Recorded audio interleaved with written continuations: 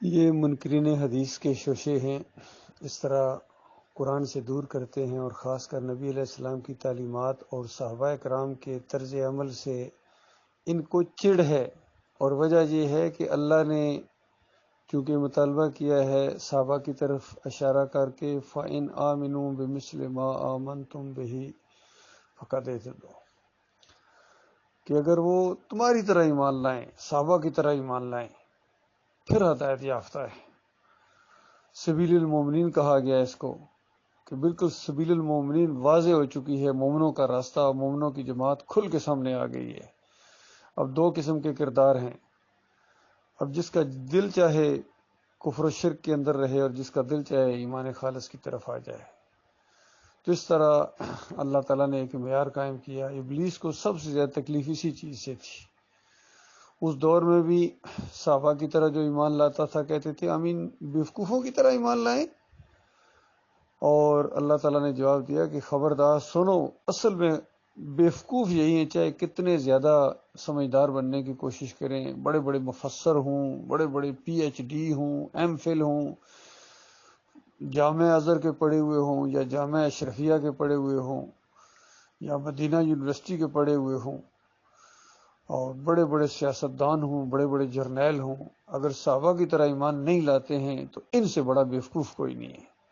اس طرح کھول کھول کے اللہ تعالیٰ نے جواب دیے ان کے، آج بھی وہ جواب پوری طرح ان کے اوپر فٹ آ رہے ہیں۔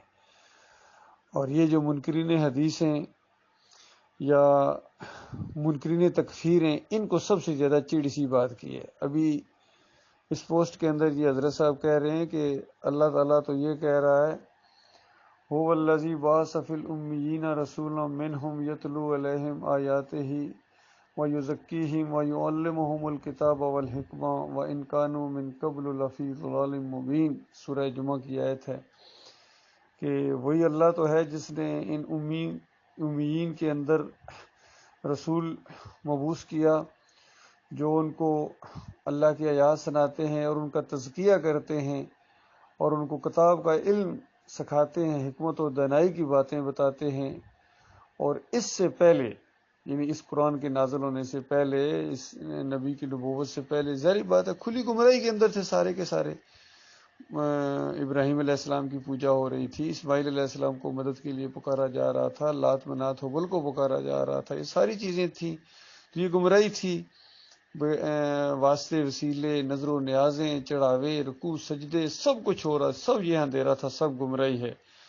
اور اس ایمان کی روشنی نے، توحید کی روشنی نے سارے اندھیرے کو ختم کیا، اور اس طرح ایک مومنوں کی جماعت قائم ہو گئی۔ تو اس سے یہ چڑھتے تھے، جتنے یہ منافقین تھے خاص کر، اور اہل کتاب کے بگڑے ہوئے جو علماء تھے وہ چڑھتے تھے۔ تو ان سب لوگوں کا جواب اللہ تعالیٰ نے دیا اور کہا کہ اب دیکھو کس طرح ان کا کردار نکھر کے سامنے آ رہا ہے۔ ہمارے نبی کے اوپر جو کلام نازل ہوا ہے اس کے معنی اور مفہوم کو بیان کرتے ہیں، عمل کر کے دکھاتے ہیں۔ اس کی ایک مثال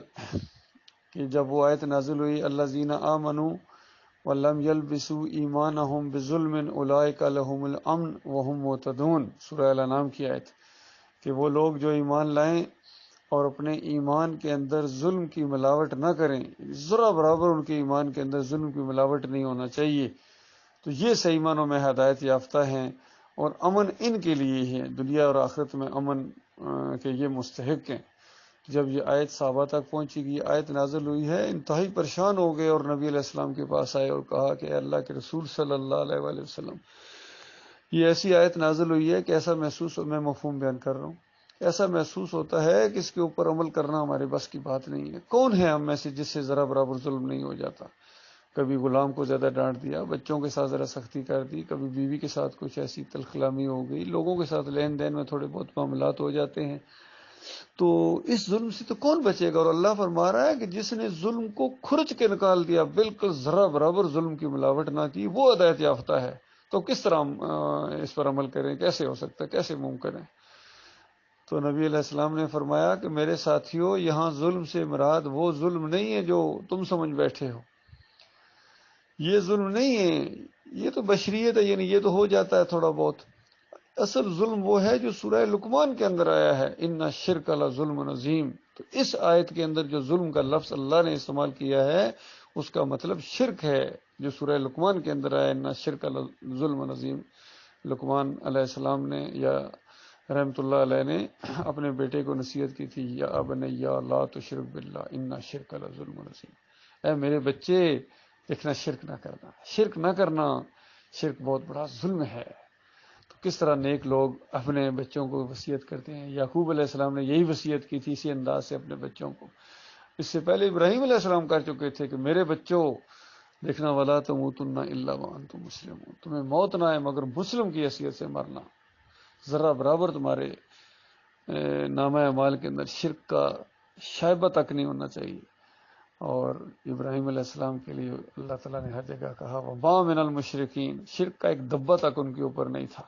اور مشرکین مکہ کو بتایا گیا کہ تم ابراہیم علیہ السلام سے منسوب کرتے ہو اپنے آپ کو، ان کی اولاد ہونا اور ان کا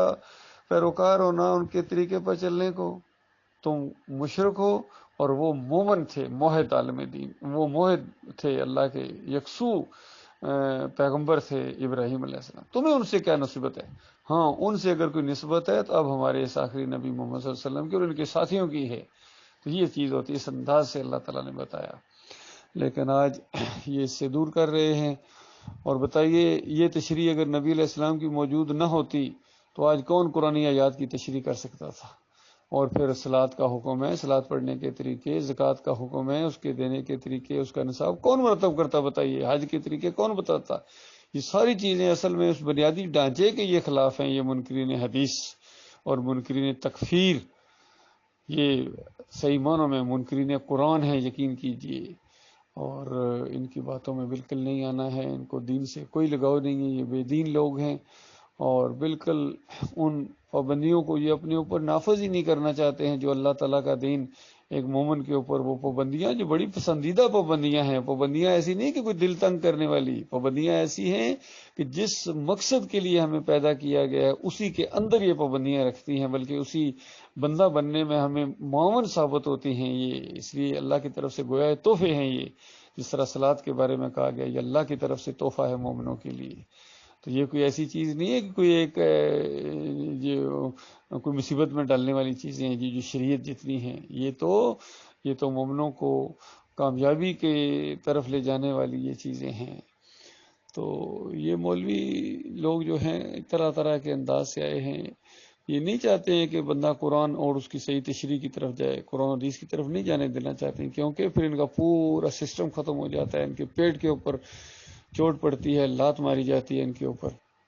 ان کا دینی کاروبار سارا ختم ہو جاتا ہے، ان کے فرقے ختم ہو جائیں گے اگر قرآن اور صحیح حدیث کی طرف لوگ آ جائیں، یقین کیجئے۔ بریلویت ختم ہو جائے، دیوبندیت ختم ہو جائے، اہل حدیثیت، سلفیت، صوفیزم، سب کا جنازہ اٹھ جائے، جمہوریت کا جنازہ اٹھ جائے، یقین کیجئے۔ اور یہ جو سود ہے اور ساری چیزیں جتنی ہیں